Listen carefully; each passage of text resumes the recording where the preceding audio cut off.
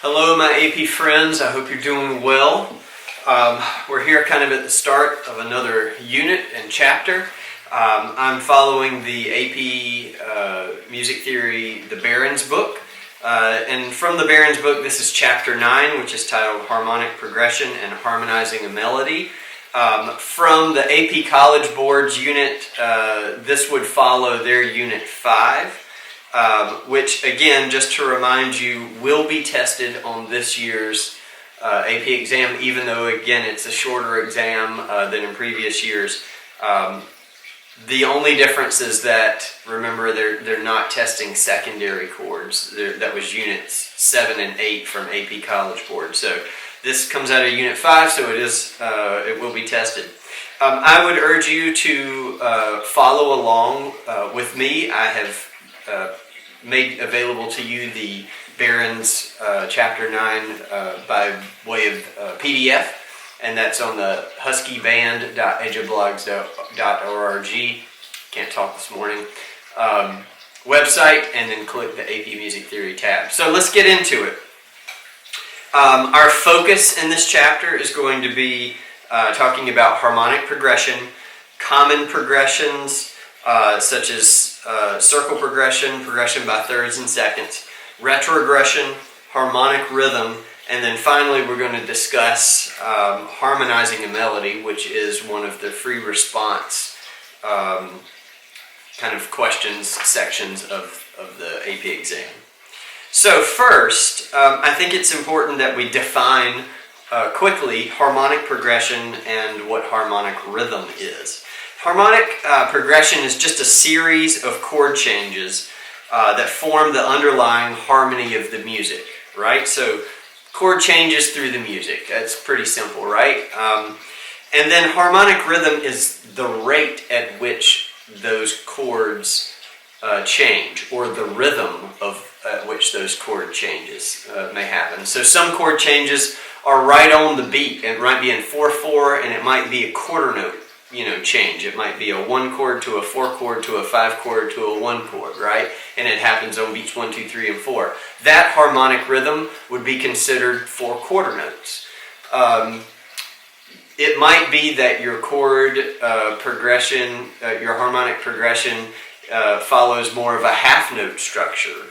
Or maybe over the course of 4 measures, it's kind of a repetitive half note, quarter, quarter, half note, quarter, quarter, half note, quarter, quarter, etc. And the harmonic rhythm could be described in those terms. So when you're thinking of harmonic rhythm, really think about rhythm. And they're going to ask you multiple choice questions on the exam. And they're going to ask you about harmonic rhythm. And they'll set you up, your answer choices will look like rhythms written out. So think about the rate at which the chords themselves are changing.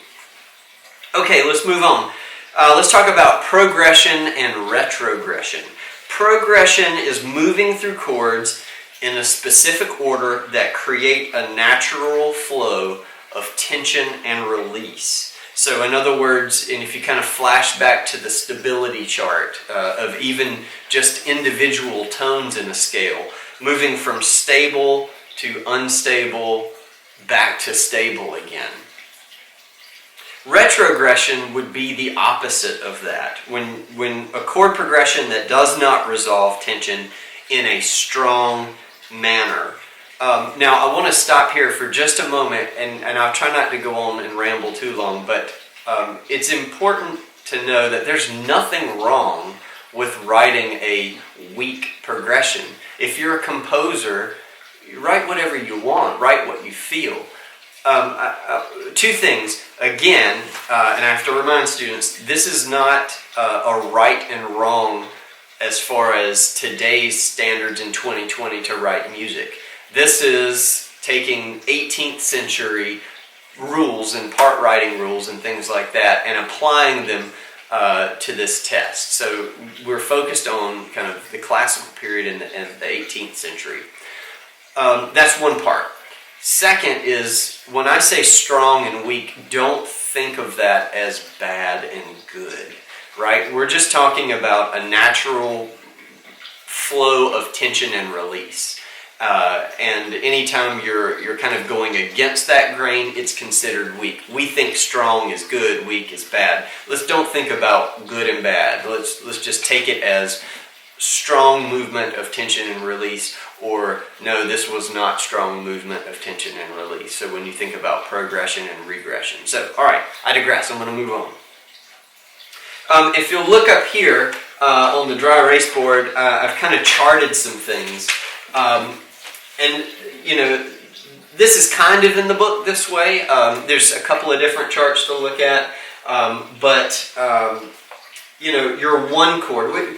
First, three categories, right, of chords. Tonic, predominant, and dominant chords. And we've talked about that before, so I won't go into detail about, you know, what all that means. We've talked about that.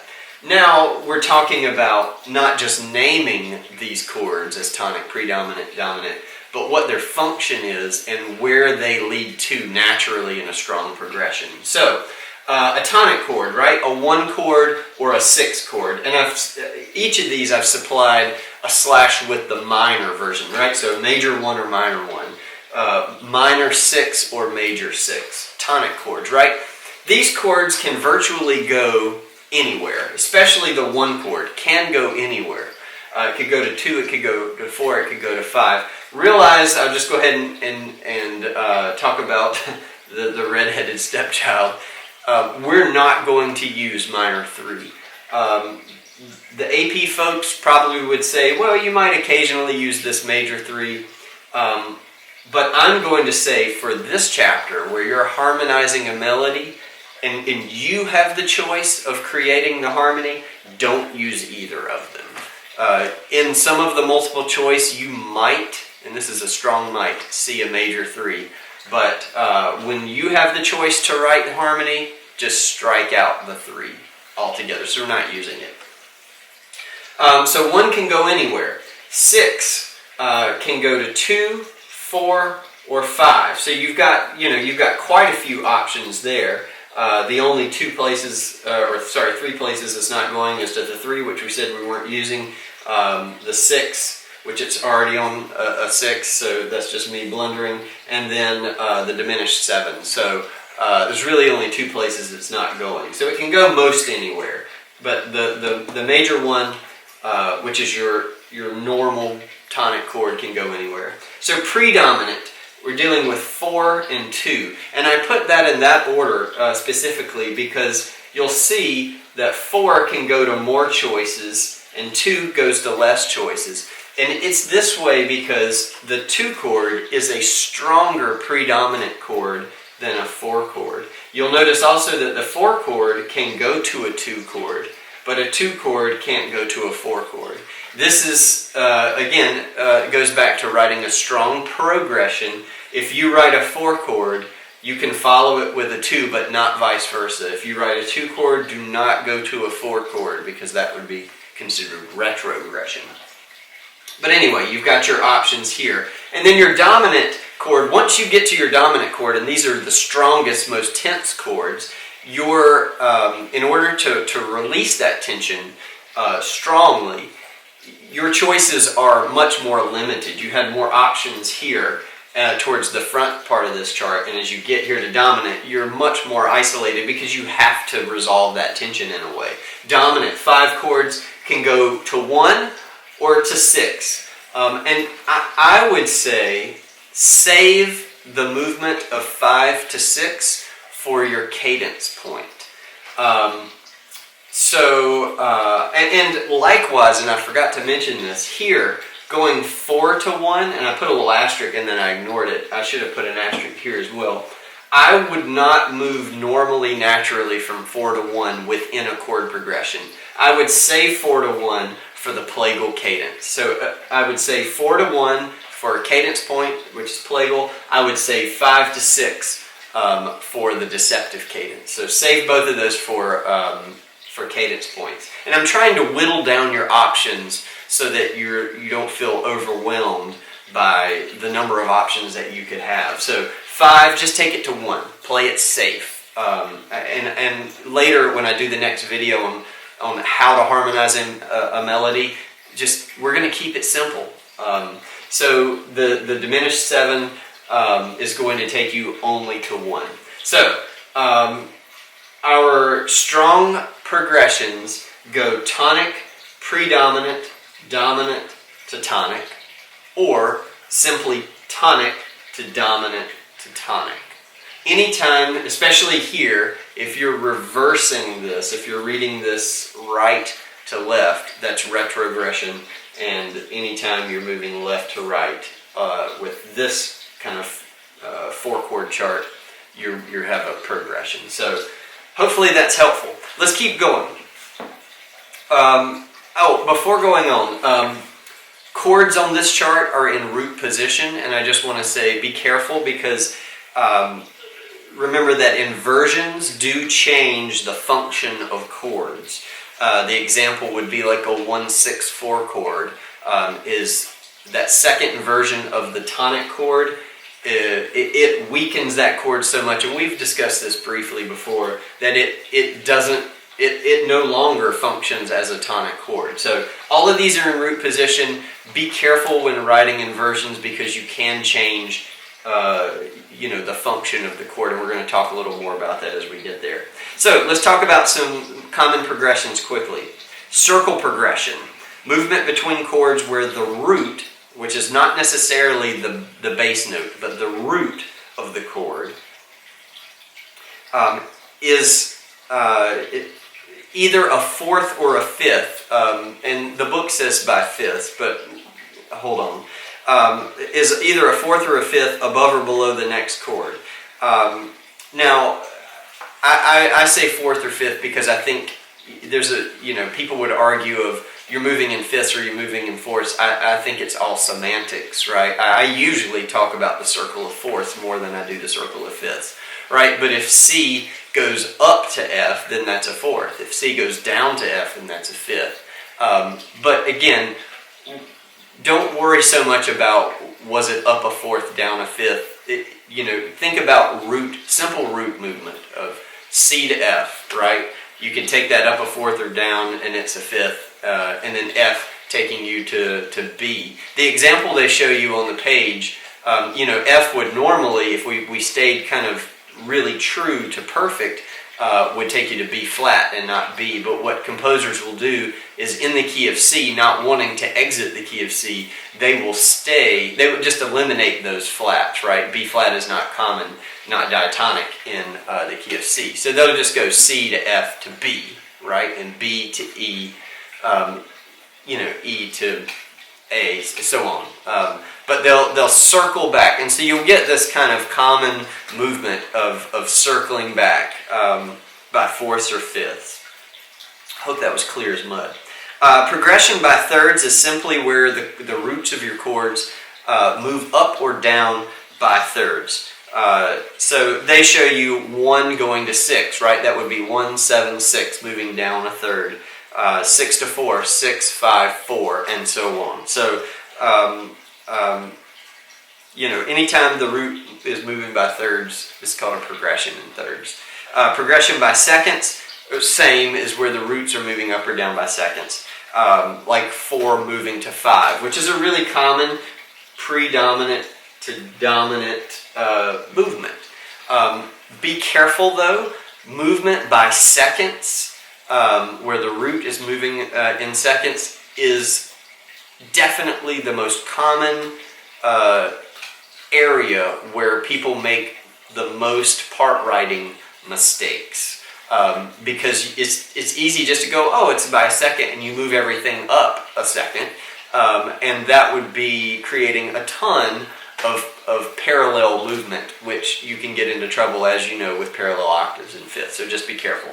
I would say between those three things, the things that I've seen the most on the AP exam, they'll ask you probably a multiple choice question, 1 or 2 questions on the circle progression.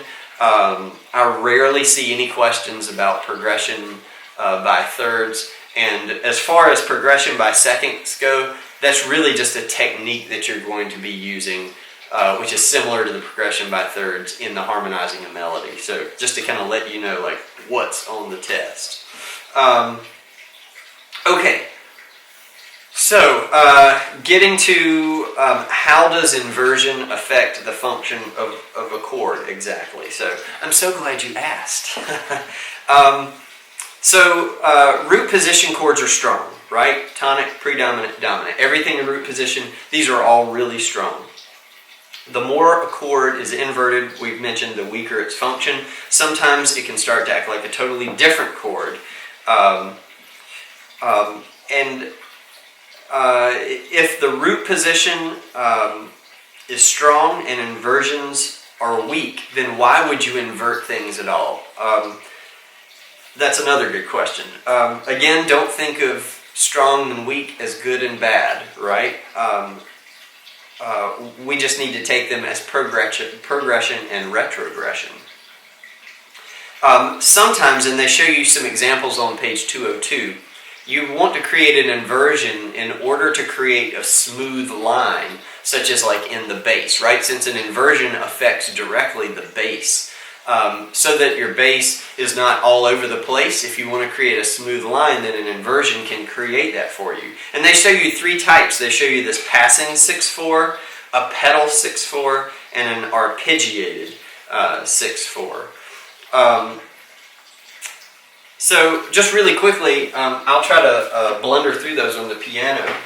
The passing 6/4 is where the bass is passing through, it's just passing up one note at a time. So if you'll notice the bass movement in these, B flat, C to D. Let's see if I can play it without making too many mistakes. There's the bottom note. Sorry, my sustain pedal's going wild. To here. 2, 3. Sorry, I didn't resolve. Hold on. Let me unplug my sustain pedal. It's acting a complete fool. One more time.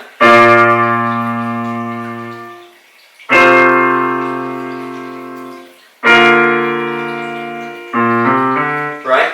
And the pedal, it's going to stay. So think about putting your foot on a pedal and you're going to hold it. So it goes B flat, B flat, B flat, right? In fact, the tenor part even mimics that.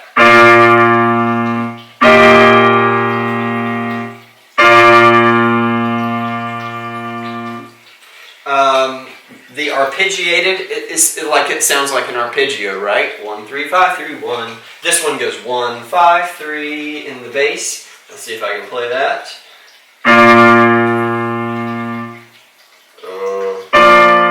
5, then 3. Okay, so there's just a little listening. Sorry, I'm not a better piano player, but it is what it is, right? I would say out of those three, the most common out of those three are probably the passing 6/4 and the pedal. I don't see a whole lot of arpeggiated. Now, on the next page, I believe it is, yes, 203, the cadential 6/4. I'd like to highlight this because you will use this a lot. You'll see it a lot and you'll use it a lot, of using a 1/6/4, a 5, or a 5/7 to a 1. And in these, in all of these 6/4 chords, it's very common, it's most common to double the fifth, right? So if your root, your third, the fifth, your fifth is going to be the bottom note in these 6/4 chords. And it's most common to strengthen the 6/4 chord is to double the fifth. So just FYI on this. You're gonna hear and see a lot of this. Let me play you this cadential 6/4. Oh, where am I? Here we go. Sorry, my brain froze. 2. So you hear that 5, 5, 1, and 5 scale degree again. Scale degree 5, functioning in this kind of weirdish tonic chord, right? Second inversion. It's so inverted and doubled on that fifth that it becomes kind of predominant like, right? It kind of extends and sets up that dominant chord of that 5 and then the tonic. I want you to notice, and shame on Barons, on the top of that page there is a part writing error. In the 5-7 chord, remember your tendency tones are 7 leading to 1, and the 7th of the 7th chord should resolve down. And they resolved that E flat to F instead of to D. And I have no idea why. There was no, I can't see a good reason. Maybe you can. Maybe y'all are smarter than me. You can catch it and say, leave it in the comments and say, oh, you idiot, you would have done this. But it looks to me like they could have written a better progression of, right, cue in on this E flat. If they resolved it to D, then that just sounds better. Anyway, I wanted to put that out there. Okay, quickly, pages 204 and 205, they just want you to label the cadences there. The answers, I think, are on 205 there. So just, do that kind of in your own time. Page 206. Let me summarize 206 for you. Don't write retrogression when you're harmonizing a melody. So when you have control over writing the harmonies, write strong progressions. Don't write retrogressions. Now, and then they finished by talking about harmonic rhythm, which we've already discussed here at the beginning of the video. So at this point, I want you to stop right there. Now, I want you to go ahead and leave this chapter and go ahead and answer. You should now, even without reading about how to harmonize a melody, you should be able to go ahead and answer the multiple choice quiz questions that are on the website as well. So it'll say Chapter 9 quiz. Go ahead and do that. And the answers I've listed right below that so you can check your work. Go ahead and do that. Once you're done with that, then come back, and hopefully by then I should have a new video. I'm going to do a whole separate video on how to harmonize a melody, which is kind of where we left off in the chapter. I would say before then, skim through what they have to say about harmonizing a melody, just so that you're kind of familiar with the idea. But we'll kind of touch base again once I can make that video. So hope this is helpful. Happy practicing. Keep ear training. We're going to try to do some more of that soon, but keep ear training. Try to sight sing. Try to sing some scales. Sing some scales in thirds. Don't forget about everything that's required from your ear, not just your eyes on this test. So be good. We'll see you soon. Bye.